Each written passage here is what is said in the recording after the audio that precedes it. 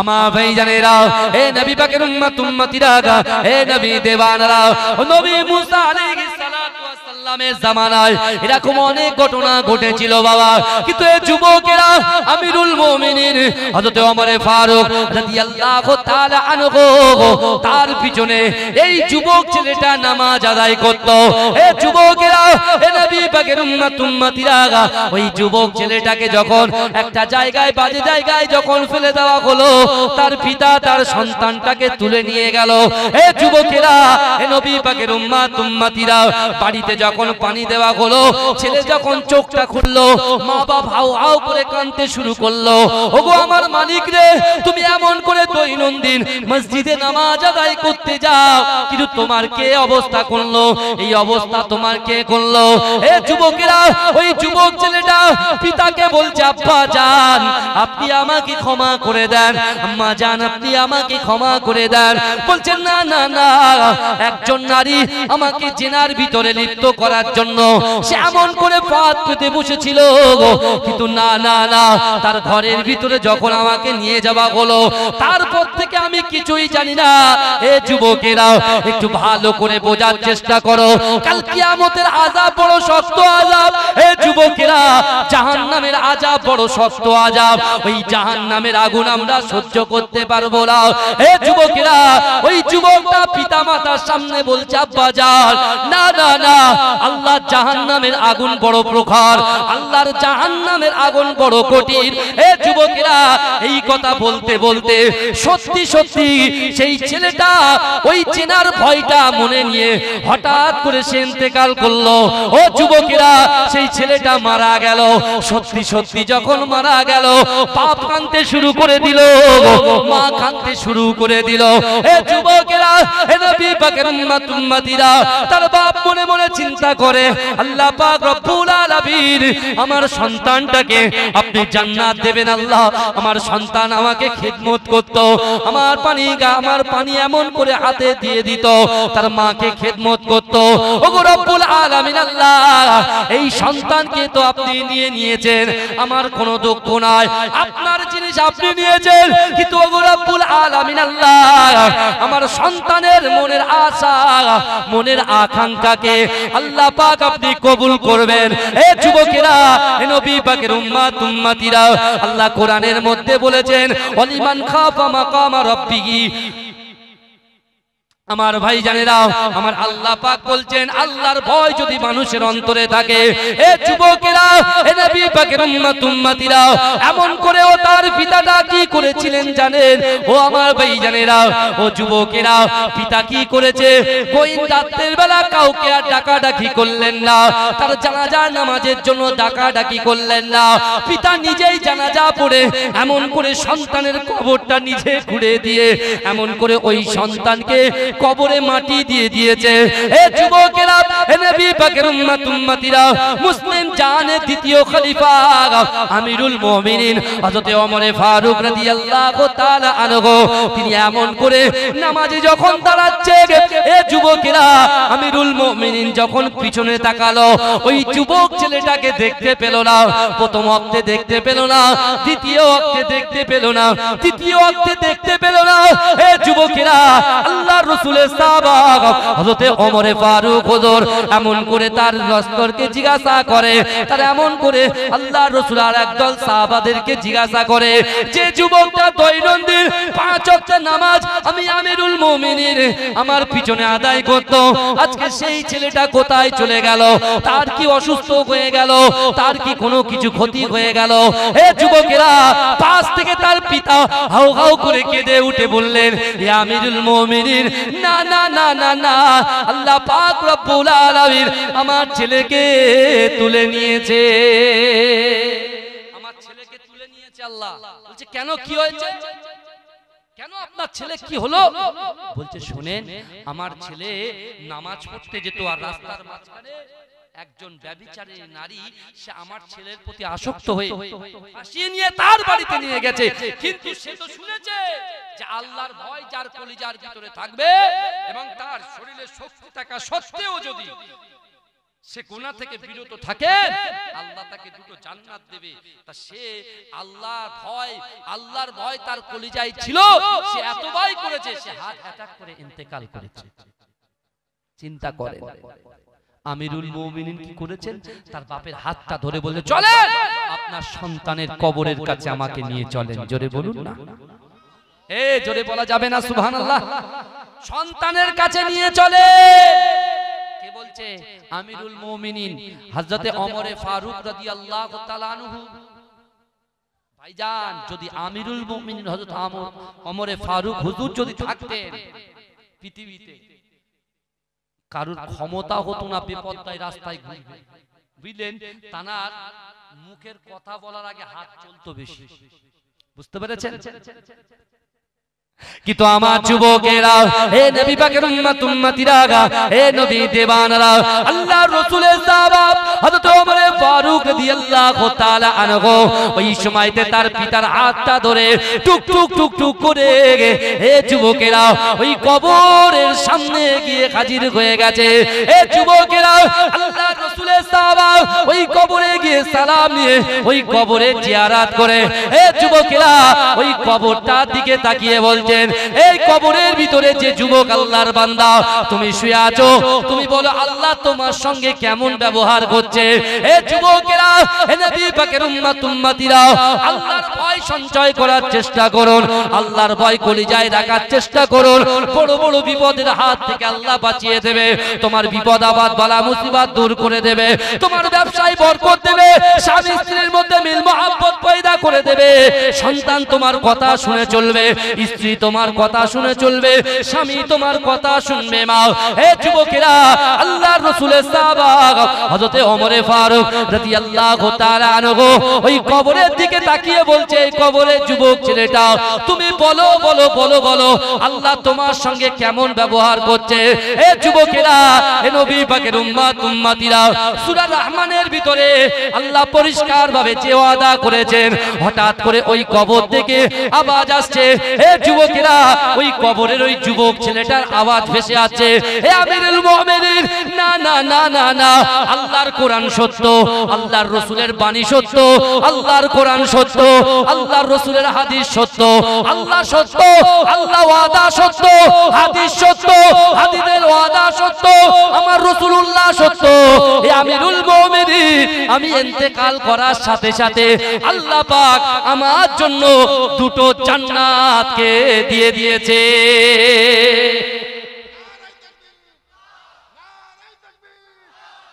জোরে বলবেন না সুবহানাল্লাহ।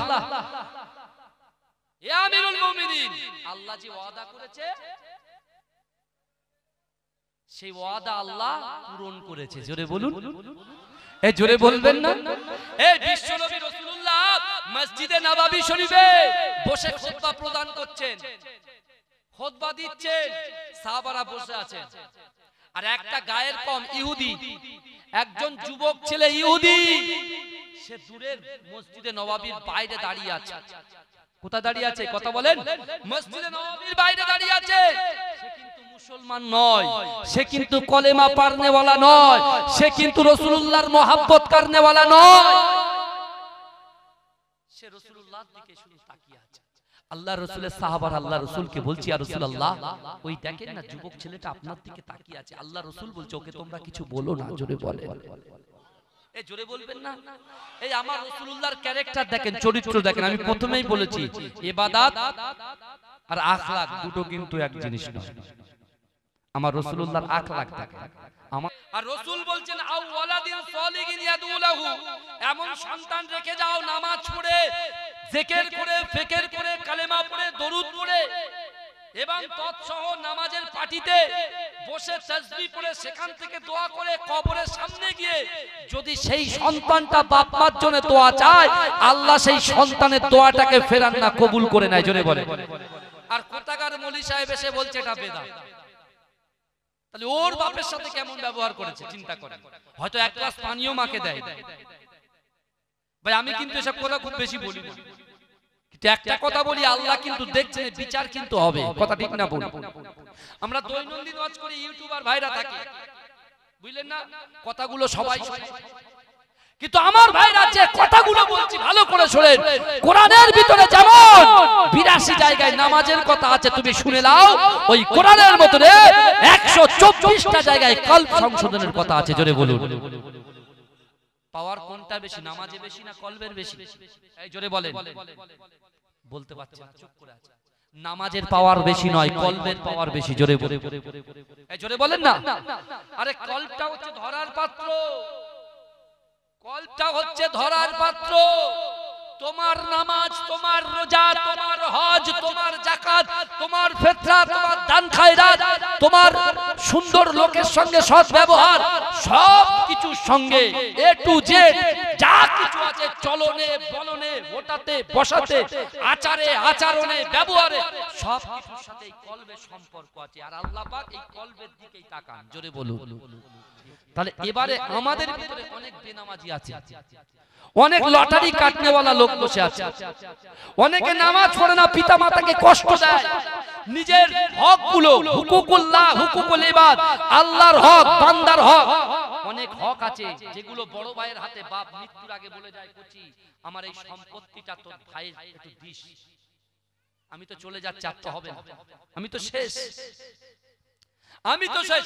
বিশ্বাস করেন এখনো 70 থেকে 75 বছরের এরকম মুরব্বি বিজন সপ্তাহে সাহিত্য হাতের কাছে নিয়ে যাচ্ছে, হুজুর একটু দোয়া করে দেন, দিচ্ছি বাবা, শান্তিতে আছেন তো?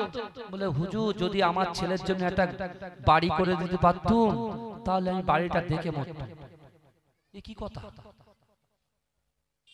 ছেলের জন্য বাড়ি করে দিয়ে যাবে তাই ওনার মনের আশা। যদি বলতো হুজুর কাবা শরীফটা দেখলাম না, যদি মৃত্যুর আগে একবার কাবা শরীফটা দেখতে পেতাম, আমার রাসূলুল্লাহর মাজারের সামনে গিয়ে একটু সালাত দিয়ে যেতাম, হয়তো নামাজের পার্টিতে যদি মৃত্যুটা হতো তাহলে বড় খুশি হতাম। এখনো আকীদা ঠিক করতে পারলাম ভাই, খারাপ লাগছে আমার কথা। বাবাজি বিশ্বাস করুন আল্লাহ কবুল করেছেন আপনাদের, ওই জন্য আপনারা বসে আছেন। তাহলে আল্লাহ ভালোবাসে আমাদের, এই কথা বলে না, আল্লাহ ভালোবাসে বলেই তো বসে রেখেছে। আমার ভাই জানেরা, হে নবী পাকের উম্মত উম্মতিরা, হে নবী দেওয়ানরা, আমিরুল মুমিনিন হযরত ওমর ফারুক রাদিয়াল্লাহু তাআলা আনহু এমন করে নিজের দরবারে বসে আছেন। হে যুবকেরা, হে নবী পাকের উম্মত উম্মতিরা, আজকে দুনিয়ার জমিনে আমরা নামাজে গুরুত্ব দিচ্ছি ঠিক আছে, কিন্তু যুবকেরা হুকুকুল ইবাদ, বান্দার যে হক আছে এই হকের দিকেও আমাদের জোর দিতে হবে। ও যুবকেরা, ও নবী পাকের উম্মত উম্মতিরা, পিতা মাতার একটা হক আছে, বড় ভাই ছোট ভাইয়ের হক আছে, নিজের সন্তানের হক আছে, স্ত্রীর হক আছে, পুত্রের হক আছে। হে যুবকেরা, হে নবী পাকের উম্মত উম্মতিরা, একটু ভালো করে বোঝার চেষ্টা করেন। হযরত আমিরুল মুমিনিন হযরত ওমর ফারুক রাদিয়াল্লাহু তাআলা আনহু নিজের দরবারে যখন বসে আছে, কিছু আগন্তুক লোক একটা যুবক ছেলেকে এমন করে কষ্ট দিয়ে দড়ি দিয়ে বেঁধে হযরত ওমর ফারুকের দরবারে নিয়ে এসেছে। হে যুবকেরা, আল্লাহ রাসূলের সাহাবা হযরত ওমর ফারুক রাদিয়াল্লাহু তাআলা আনহু জিজ্ঞাসা করছে, কি ব্যাপার বলো, এই যুবক ছেলেটাকে তোমরা কেন বেঁধে এনেছো? বলছে আমিরুল মুমিনিন, না না না, মৃত্যুর বদলে মৃত্যু, মৃত্যুর বদলে মৃত্যু আপনার কোর্টে আমরা নিয়ে এসেছি, মৃত্যুর বদলে মৃত্যু আমরা চাই।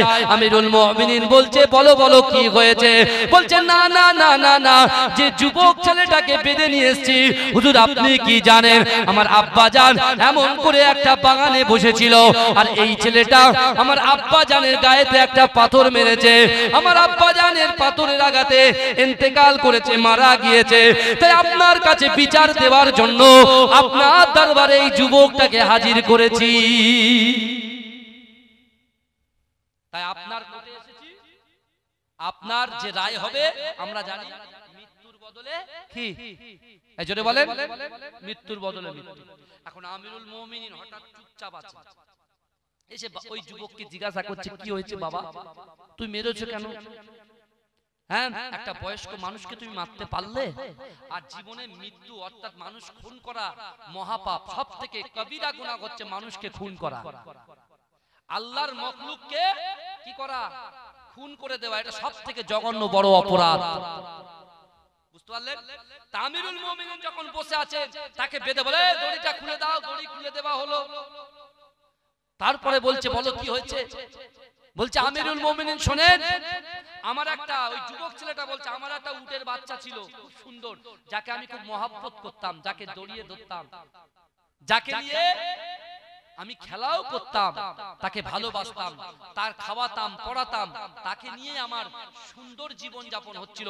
কিন্তু হঠাৎ করে আমার এই উটের বাচ্চাটা এই ভাই সাহেবদের বাগানে যখন গিয়েছে, ওই বাগানে ঢুকে যাওয়াতে বাপ একটা বড় মুগুর নিয়ে আমার উটটাকে এত জোরে মেরেছে, আমার উটের চোখ বার হয়ে গেছে, অর্থাৎ আমার উটটা শেষ হয়ে গেছে। তাই আমি রাগের বশে, অর্থাৎ আমি মারতে চাইনি, ডেথ করতে চাইনি, আমি ভয় দেখাতে চেয়েছি, তো আমি পাথরটা মারার সাথে সাথে তার বাপ ইন্তেকালে হঠাৎ হয়ে গেছে। ভাই ক্রোধের ধর্ম আছে? এই রাগের ধর্ম আছে? কথা বলেন না, রাগের কোনো ধর্ম নেই। ওই জন্য রাগকে আল্লাহ হারাম করে দিয়েছে। রাসূল বলছে রাগ করাটা হারাম। আমার রাসূল মার খেয়েছে, কখনো মারেননি। আমার রাসূলুল্লাহকে মেরে মেরে মেরে মেরে বেহুশ করে দিয়েছে।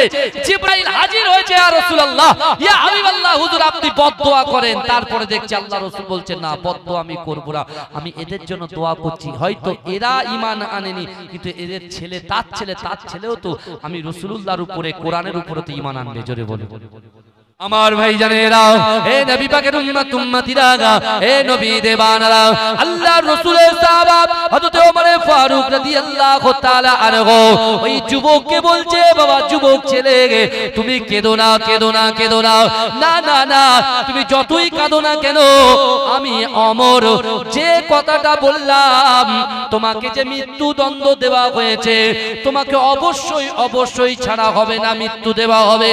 এ যুবকেরা, নবী পাকের উম্মতিরা, ওই যুবক ছেলেটা আমিরুল মুমিনিন হযরত ওমর ফারুক হুজুরকে বারবার বলতে লাগলেন, আমিরুল মুমিনিন আমার 3টে দিনের জন্য ছেড়ে দেন, এই 3টে দিনের জন্য যদি আপনি আমাকে ছেড়ে দেন, আমি বাড়িতে চলে যাব, আমার কিছু কাজ আছে, কাজগুলোকে মেটাবো, দিনাগুলোকে মেটাবো, আমার ভাইয়ের সম্পত্তিটাকে সুন্দর করে বুঝিয়ে দিয়ে আমি আবার চলে আসব।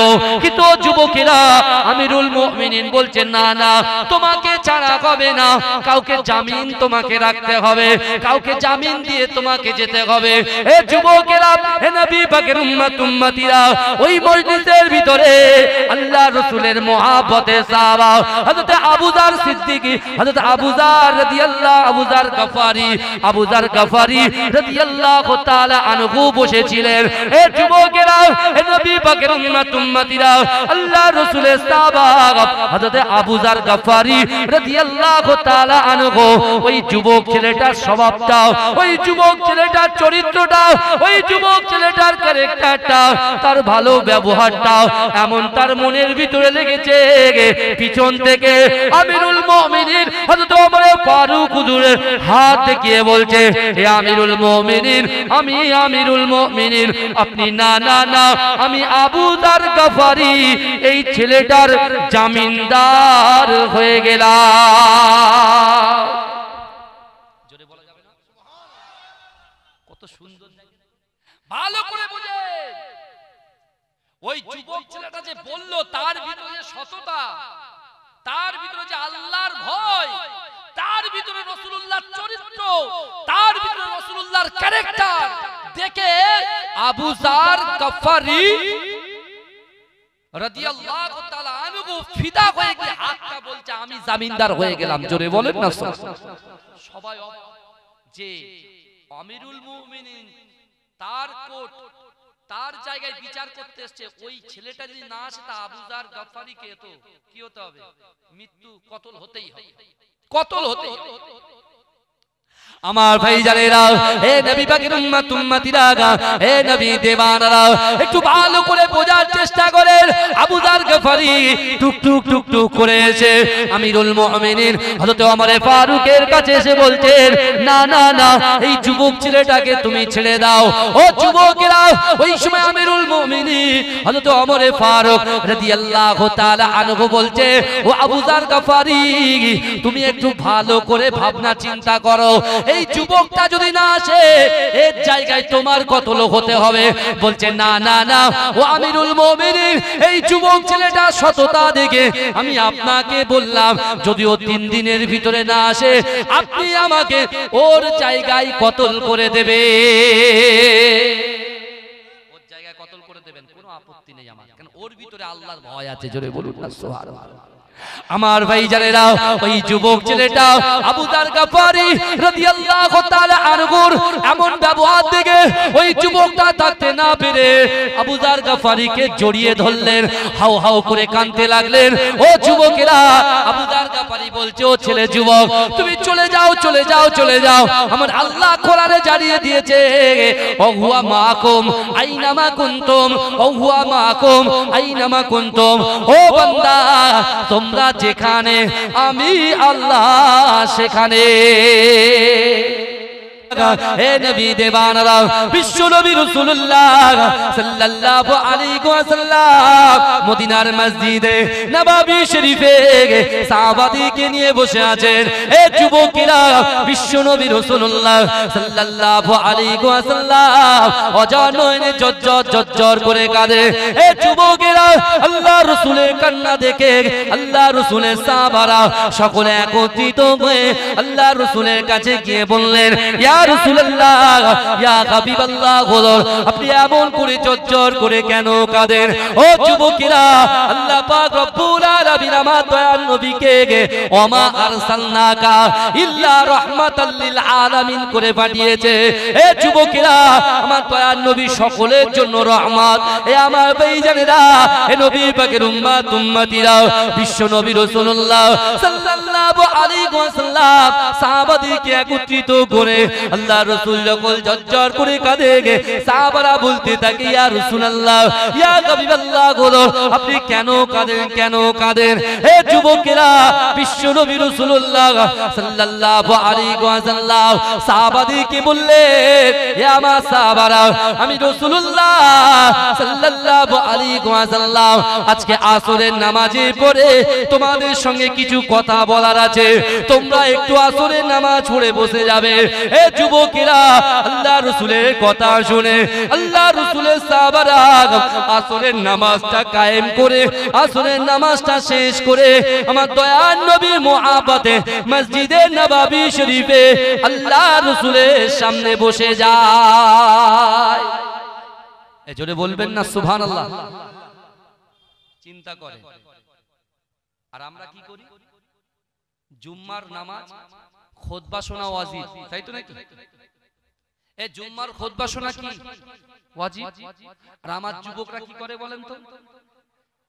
ওরা গিয়ে যখন খুতবা ওর কিনে মারে, ওর কি মানে কিনে মারে, বলছে কি খেলা দেখলি রে, সামনে আইপিএল আসছে, ওদের মাথায় কাজ করে না, এখন থেকে পয়সা জমাচ্ছে, কি কিনবে? এই কথা বলেন, স্মার্ট টিভি কিনবে।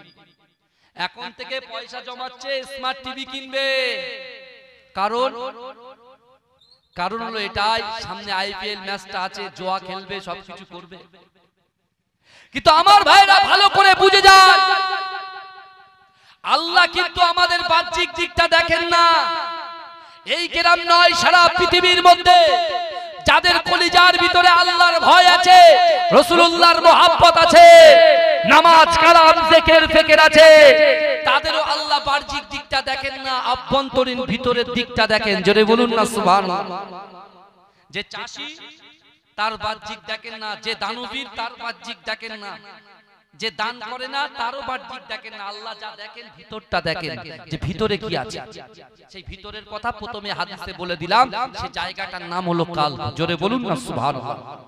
কোরআন শরীফের মধ্যে আকিমুস সালাত, নামাজ কায়েম করো, ক জায়গায় বলা আছে? 82 জায়গায়।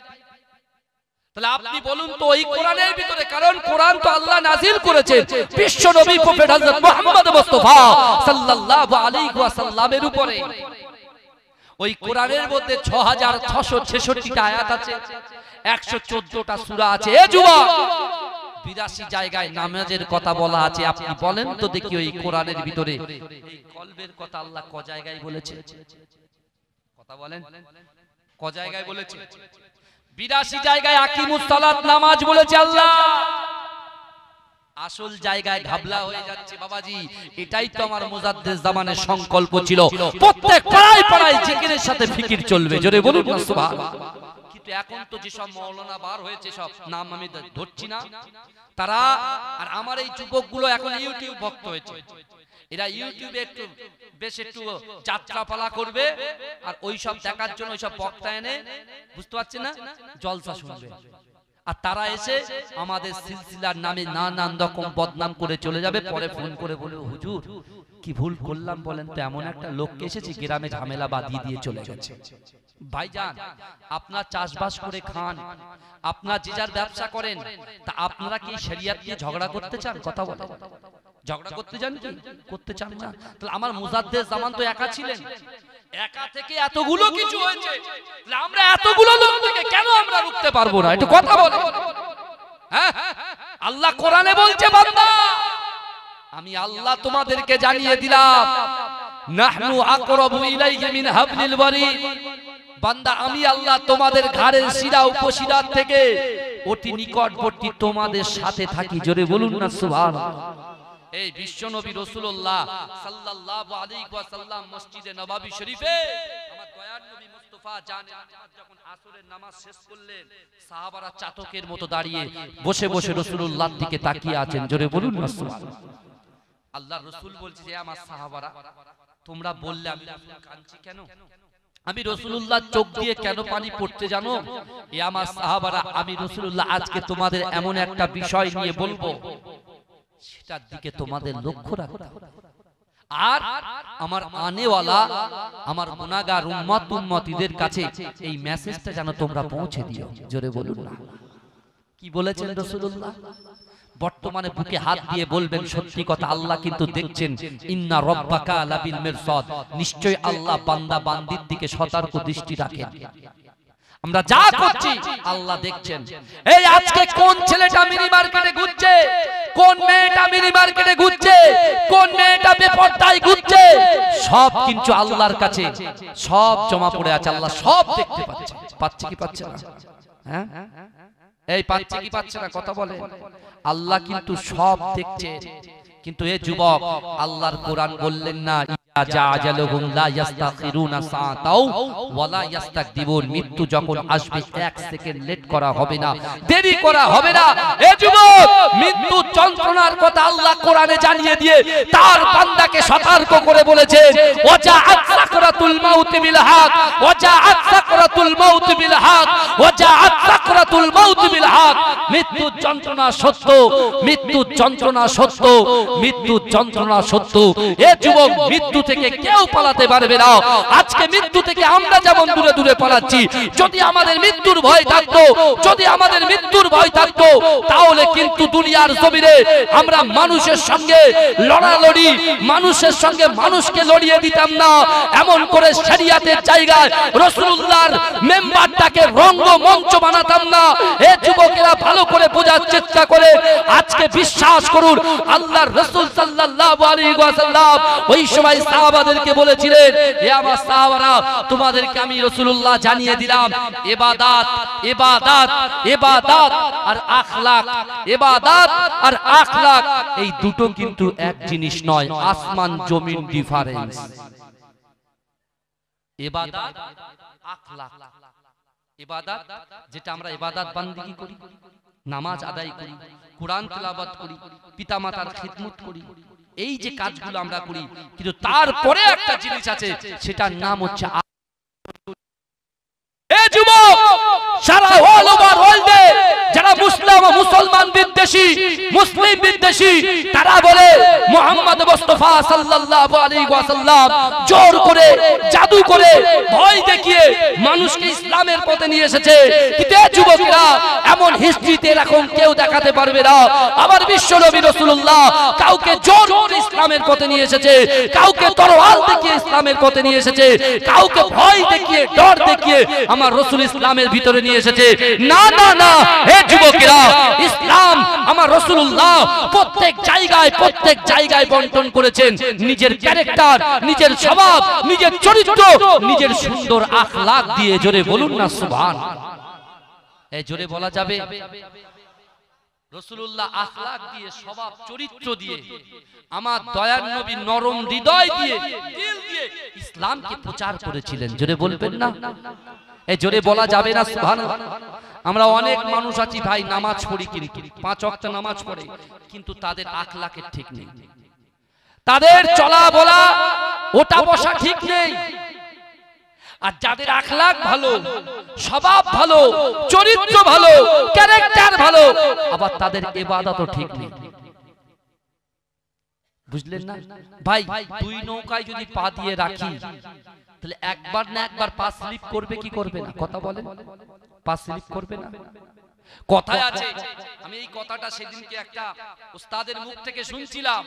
বিশ্বাস করেন, আমরা মুখে বলি আমরা রাসূলুল্লাহকে ভালোবাসি, মুখে বলি মুহাম্মদুর রাসূলুল্লাহকে ভালোবাসি, কোরআনকে ভালোবাসি, মুখে বলি আল্লাহকে ভয় করি, কিন্তু সত্যিকারের আল্লাহকে যদি মানুষ ভয় করত, সত্যিকারের আল্লাহকে রাসূলকে যদি মহব্বত করত, তাহলে বর্তমান সময়ে আমার যুবকরা কি আর লটারি কাটতো? বেনামাজি থাকতো? তারা কি জিনা করতো? এই কথা বলেন না, জিনা করতো? পিতামাতার কষ্ট দিত, মাকে কষ্ট দিত? কথা বলে। এখন দেখেন না, শতকরা 99% যুবকরা এখন মা বাপের কথা শুনে না, এরা বাজে নজর, মনের জেনা, অন্তরের জেনা, চোখের জেনা, হাতের জেনা, পায়ের জেনা, নানান রকম জেনা মধ্যে লিপ্ত হয়ে আছে। স্লিপ করছে কেন? এত কোরআন শুনছে, এত হাদিস শুনছে, এত জলসা হচ্ছে, বিশ্বাস করুন কচুর পাতায় যেমন পানি স্লিপ খেয়ে বেরিয়ে যায়, আমাদের অন্তরটা এত হার্ড হয়ে গেছে, এত শক্ত হয়ে গেছে, এমন করে এই জায়গাটায় গুনাহ এমন ভাবে গিজগিজ করে বেষ্টন করে ফেলেছে, কোরআন হাদিস স্লিপ খেয়ে বেরিয়ে যাচ্ছে, কোনো কাজ হচ্ছে না। কারণ এই খারাপ লাগছে আমার কথা? কথা বলেন। রাসূল বলছেন যে সাহাবারা আখলাক আর ইবাদত দুটো কিন্তু এক জিনিস নয়। কিন্তু আমার ভাইরা, এখন বর্তমান কথা হলো রাসূলকে মহব্বত করতে হবে, আল্লাহকে ভয় করতে হবে, কিন্তু আমি আপনি আমরা কতটা আল্লাহকে ভয় করি আর কতটা রাসূলুল্লাহকে মহব্বত করি, এটা কিন্তু আপনি ভালো করে রাত্রে যখন ঘুমাবেন একটু ভালো করে বিবেচনা করবেন। কারণ আল্লাহ কোরআনে বলছেন বিসমিল্লাহির রহমানির রহিম, আহাসিবান নাসু আইয়ুতরাকু আইয়াকুলু আমান্না ওহুম লা ইফতারুন। আল্লাহ বলছে বান্দা, তোমরা যারা ঈমান এনেছো, তোমরা কি মনে করো আমি আল্লাহ তোমাদেরকে ছেড়ে দেব? ওহুম লা ইফতানুন, আমি আল্লাহ কি তোমাদের পরীক্ষা করব না? আমার ভাই জানেরা, এ নবী পাকের উম্মত উম্মতিরা, এ নবী দেওয়ানরা, বিশ্ব নবী রাসূলুল্লাহ সাল্লাল্লাহু আলাইহি ওয়াসাল্লাম মদিনার মসজিদে নববী শরীফে সাহাবাদেরকে নিয়ে বসে বসে আল্লাহ রাসূল সাহাবাদেরকে বলতে লাগলেন, এ আমার সাহাবারা, এমন একটা জামানা আসবে যে জামানায় আমার উম্মত উম্মতিরা জিনার মধ্যে জড়িয়ে যাবে, আমার উম্মত উম্মতিরা খারাপ কাজের ভিতরে জড়িয়ে যাবে, এমন করে খারাপ জিনিসগুলো তাদের আপন হয়ে যাবে। এ যুবকেরা, এ নবী পাকের উম্মত উম্মতিরা, কাল কিয়ামতের মাটিতে, কাল হাসরের মাটিতে আল্লাহ যখন আমাদেরকে তুলবে, এ যুবকেরা, আমরা বিগত 12 বছর বয়স থেকে যত গুনাহ করেছি বাবা, আল্লাহ পাক রব্বুল আলামিনের দরবারে ওই গুনাহগুলো সব কিছু ধরা আছে।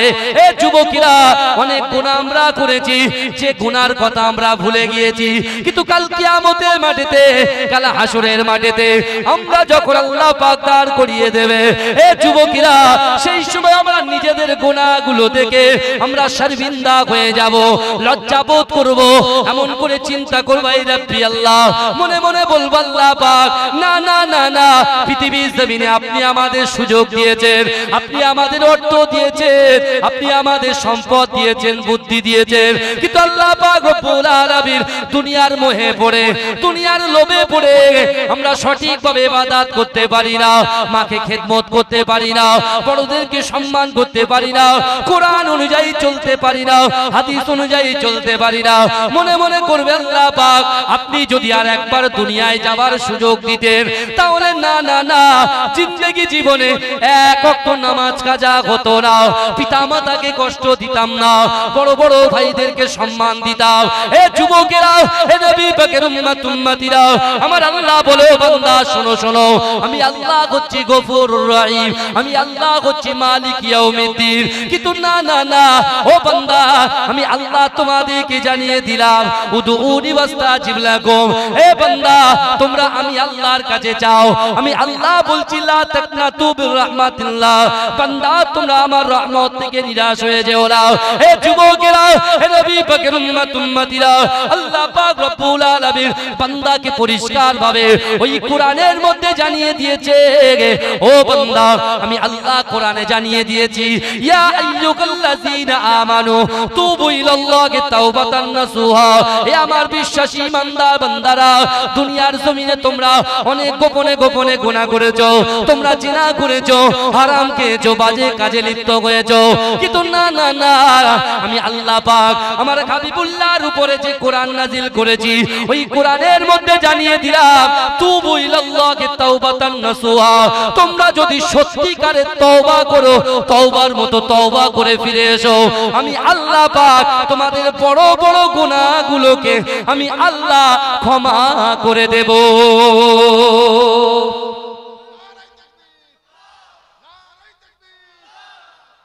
জোরে বলা যাবে না সুবহানাল্লাহ?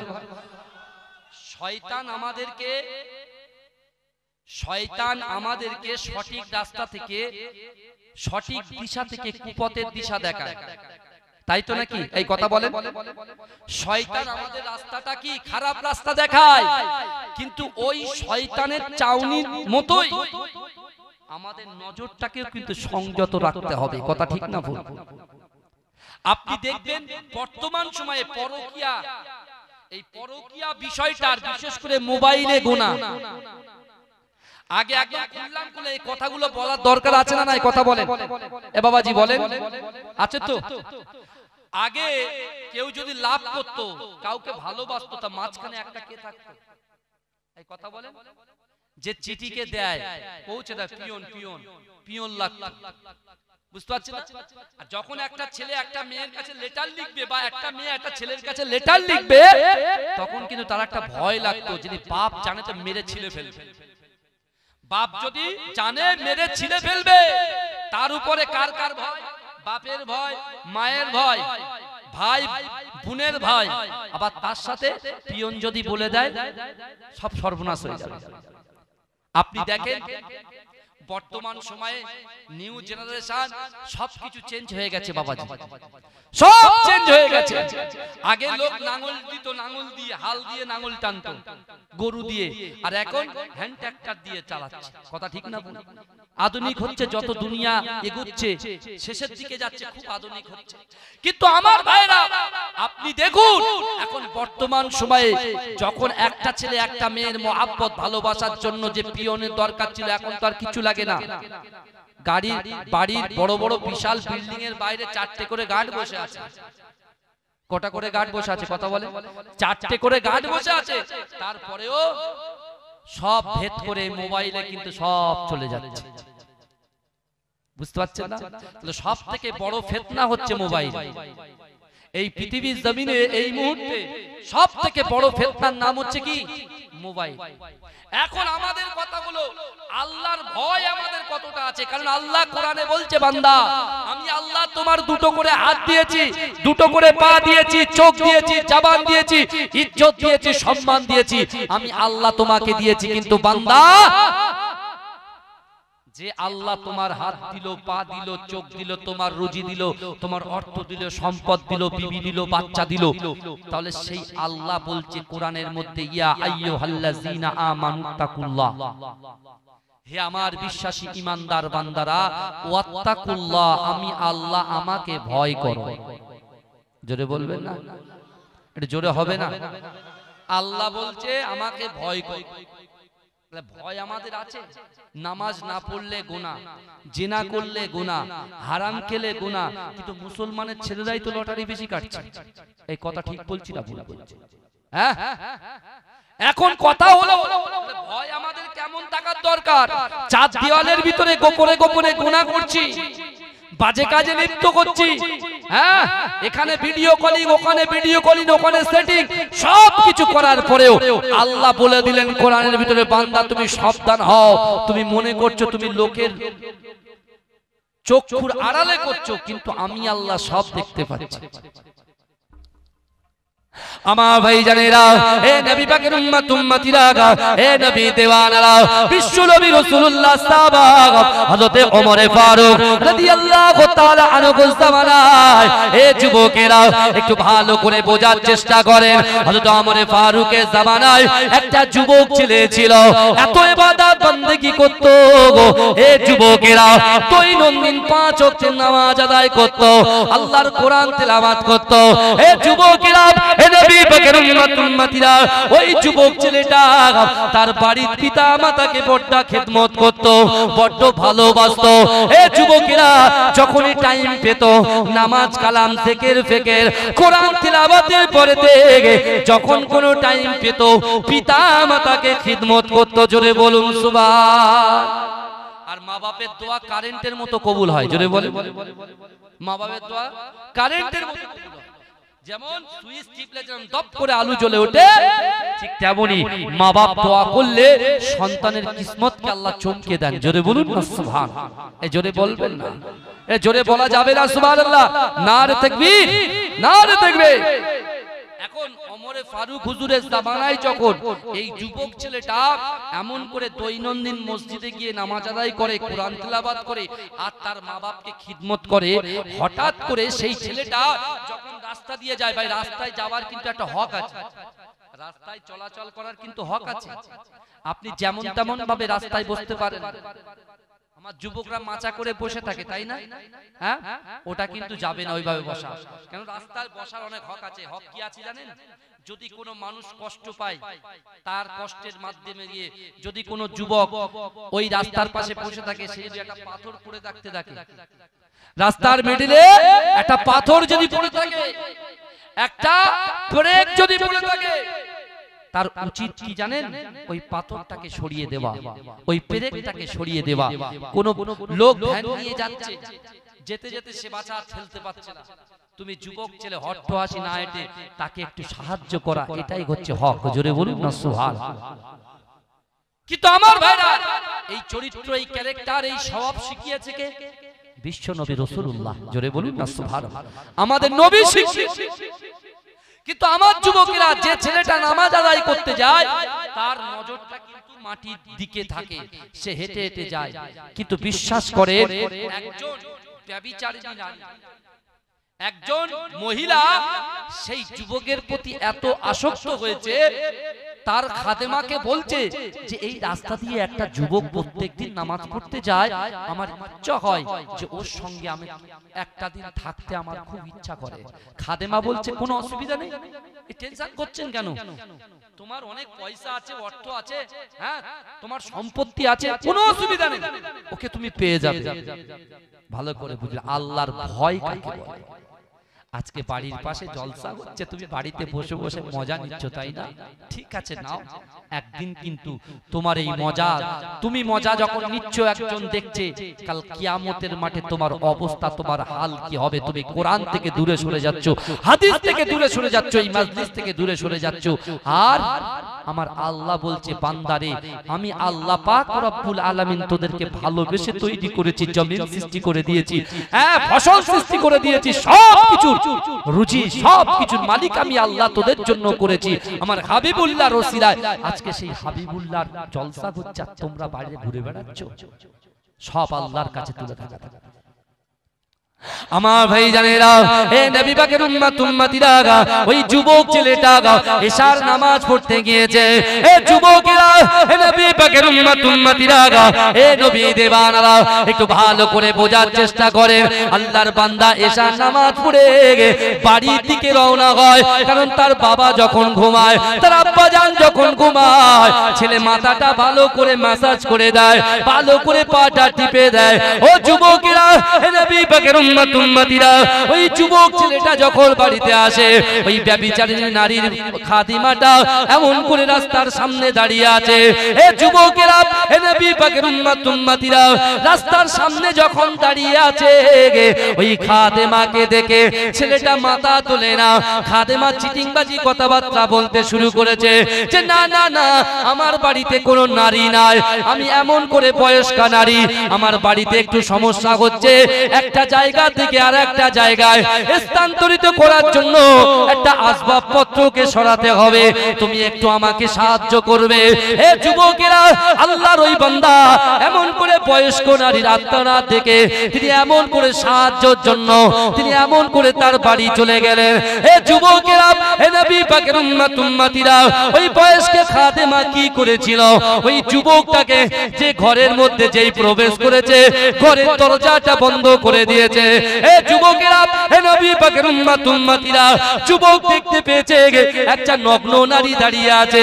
এ আমার ভাইজানেরা, এ নবী পাকের উম্মত উম্মতিরা, আল্লাহ পাক রব্বুল আলামিন কোরআন পাকের মধ্যে বলেছে, বান্দা না না না, তোমাদের সুযোগ থাকা সত্ত্বেও তোমরা এমন করে, তোমাদের গায়ে শক্তি আছে, তোমাদের সুযোগ আছে, তোমরা গুনাহ করলেও করতে পারো, কিন্তু আমি আল্লাহর সামনে তোমাদের কাল কিয়ামতের মাঠে হাজির হতে হবে।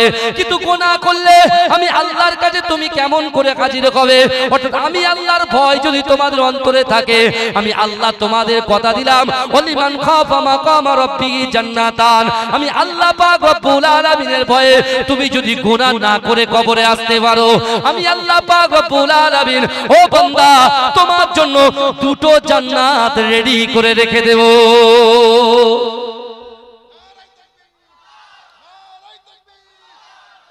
জোরে বলা যাবে না সুবহানাল্লাহ? গুনাহ করার ক্ষমতা আপনার আছে, অর্থ আছে, সম্পদ আছে, সব, কিন্তু ওই টাইমে যদি আপনি চিন্তা করেন যে না, একদিন কিন্তু দুনিয়া ছেড়ে আমাদের চলে যেতে হবে, আর আল্লাহর হাতে তারাজ্জু থাকবে, মিজানের পাল্লা থাকবে, আল্লাহর কাছে আমার হিসাব দিতে হবে, আমি এই গুনাহ ভরা মুখ নিয়ে, ফেস নিয়ে, বডি নিয়ে আল্লাহর দরবারে কেমন করে দাঁড়াবো? আল্লাহ বলছে এরকম ব্যক্তির জন্য যার কলিজার ভিতরে সঠিক ভয়, আল্লাহর ভয় আছে, রাসূলুল্লাহর মহব্বত আছে, আমি আল্লাহ বলছি সে মৃত্যুর পরে তার জন্য দুটো জান্নাত রেডি করে রাখবো। জোরে বলুন, জোরে বলবেন না? কিন্তু আমার যুবকেরা, এ নবী পাকের উম্মত উম্মতিরা, এ নবী দেওয়ানরা, যে ছেলেটা কোরআন তেলাওয়াত করে, যে ছেলেটা পিতামাতাকে খিদমত করে, যে ছেলেটা 5 ওয়াক্ত নামাজ পড়ে, এ যুবকেরা, ওই বয়স্কা খাদেমা, ওই ব্যভিচারিণী নারীর খাদেমা, সে যখন ঘরের দরজা বন্ধ করে দিয়েছে, ওই যুবক ছেলেটার ভিতরে, যুবকেরা, এ নবী পাকের উম্মত উম্মতিরা, ওই ছেলেটা আল্লাহর ভয় করে, কিয়ামতের কথা চিন্তা করে, ওই গহীন কবরের কথা চিন্তা করে, ওই ছেলেটা বেহুশ হয়ে গিয়েছে। এ যুবকেরা, যখনই বেহুশ হয়ে গিয়েছে, ওই ব্যভিচারিণী নারীটা তার ওই খাদেমাকে ডেকে বলছে, কি ব্যাপার? হয়তো ছেলেটা মারা গিয়েছে, সে ভয় করেছে, সে আমার দিকে এক নজরে তাকায় না। এ যুবকেরা, ওই খাদেমা বলছে, তুমি চিন্তা করছো কেন? তোমার কোনো চিন্তা করার কারণ নাই, তুমি দুটো হাত ধরো, আমি দুটো পা ধরি, এই ছেলেটাকে অন্য জায়গায় ফেলে দিয়ে আসি। এ যুবকেরা, ওই সময় দুজন নারী মিলে ওই যুবক ছেলেটা যে আল্লাহর কোরআন তেলাওয়াত করত, যে রাসূলুল্লাহকে মহব্বত করত, যে 5 ওয়াক্ত নামাজ পড়তো, এ যুবকেরা ওই ছেলেটাকে ধরে একটা খারাপ জায়গায় ফেলে দিয়ে এসেছে। কিন্তু যুবকেরা, আমাদের মহব্বতের জিনিস, আমাদের কলিজার জিনিস, আমাদের পিতা মাতা, সন্তান যখন বাড়িতে আসে না, মা কি ঠিক থাকতে পারে? কথা বলে। এই সন্তান ছেলেরা যখন বাড়ি না ফেরে, বাপ মা কি ঠিক থাকতে পারে? এই কথা বলেন না, ঠিক থাকতে পারে না। সন্তান কখন আসবে, কখন আসবে? ভাই বিশ্বাস করেন, আমার আব্বা জান শাহ সুফি পীর একেএম হায়দার আলী হুজুর রাহমাতুল্লাহ আলাইহি, বিশ্বাস করুন, তিনি 2 বছর আগে ইন্তেকাল করেছেন। কিন্তু আমার ভাইরা, যখনই জলসা থেকে ফিরতাম, আমার আব্বা জান রাত 2টো হোক, 3টে হোক, 4টে হোক, শুধু গিরিলের আওয়াজ পাবে, কে? আব্বা এখন আপনি ঘুমাননি? বলে তোমরা বাড়িতে আসছো না, তাই চিন্তা করছিলাম। ভাইজান, পিতামাতাকে যে খুশি করতে পারবে, পিতামাতাকে যে খুশি করতে পারবে, জীবনে সব মূল্যবান জিনিস আল্লাহর তরফ থেকে সেই ছেলেটাকে আল্লাহর তরফ থেকে গিফট হিসেবে পাবে। জোরে বলে, জোরে বলবেন না? আমার ভাই, ওই যুবক ছেলেটা বেহুশ হয়ে গেছে। মা বলছে, দেখো ছেলেটা তো বাড়িতে আসছে না, যান না আপনি দেখে আসেন না। ওই যুবকের বাপটা হেঁটে হেঁটে রাত্রের বেলা, অন্ধকার রাত্রে হেঁটে হেঁটে হেঁটে হেঁটে হেঁটে দেখছে তার ছেলেকে একটা জায়গায় ফেলে দিয়ে এসেছে। ছেলেকে কোলে করে নিয়েছে, বাড়িতে এসে পানি ছিটা মেরেছে, চোখটা খুলেছে ছেলেটা। ভয় কাকে বলে দেখে, ভয় কাকে বলে দেখে। আজকে আমাদের ভয় আছে, মসজিদে গিয়ে কথা বলছি, বুঝতে পারছেন না? আল্লাহর ওলিদের বিরুদ্ধে কথা বলছে, এক চুল পড়বে না, মুখ দিয়ে কথা বার করছে তো পয়সা লাগে না, বুঝতে পারছেন না? যা ইচ্ছা তাই বলে বেড়াচ্ছে।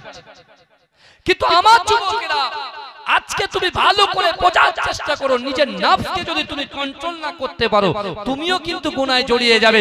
আর শয়তান সব চাইতে ওই জায়গাটাই বেশি অ্যাটাক করে, নফসে। যদি বলেন কেন, এই দেখেন এক্ষুনি প্রমাণ দিচ্ছি। আপনি ভালো একটা রেসিং সাইকেলে আছেন, আপনার পাশ দিয়ে একটা সুন্দর বাইক, সিভিআর বাইক বা কেটিএম বাইক, নিনজা বাইক একটা যাচ্ছে, তা আপনি সাইকেলে থেকে চালাতে চালাতে আপনি মনে মনে ভাবছেন, ইস যদি এই গাড়িটা আমার হতো খুব ভালো লাগতো। এই এরকম মনে হয় না? আমার যুবকদের মনে হয়, হয় কি হয় না? আবার তুমি কেটিএম চালাচ্ছ, তুমি সিভিআর চালাচ্ছ, তারপরে একটা ফোর হুইলার গাড়ি যাচ্ছে, তুমি ওখানে বসে বসে চিন্তা করছো, ইস যদি এই ফোর হুইলার গাড়িটা আমার খুব যদি হতো খুব ভালো লাগতো। আল্লাহ বলছে, বান্দা অহুম লা ইফতানুন, আমি আল্লাহ কিন্তু পরীক্ষা করি। আপনার ব্যবসায় ক্ষতি করে আল্লাহ পরীক্ষা করবে বান্দা কতটা শুকরিয়া আদায় করছে। আপনার শরীর অনেক মজবুত, আপনি জিম করে বাইসেপ ট্রাইসেপ চেস্ট সব আপনার বিশাল, কিন্তু ওই শরীরে আপনার রোগ দিয়ে আল্লাহ পরীক্ষা করবে যে বান্দা কতটা শুকরিয়া আদায় করে। আপনার ব্যবসা কোটি কোটি টাকা ব্যবসা, লক্ষ লক্ষ টাকা ব্যবসা, ওই ব্যবসার ভিতরে আল্লাহ লস দেখিয়ে তোমাকে পরীক্ষা করে যে আমার বান্দা কতটুকু আমি আল্লাহকে ভালোবাসে, কতটুকু ভয় করে।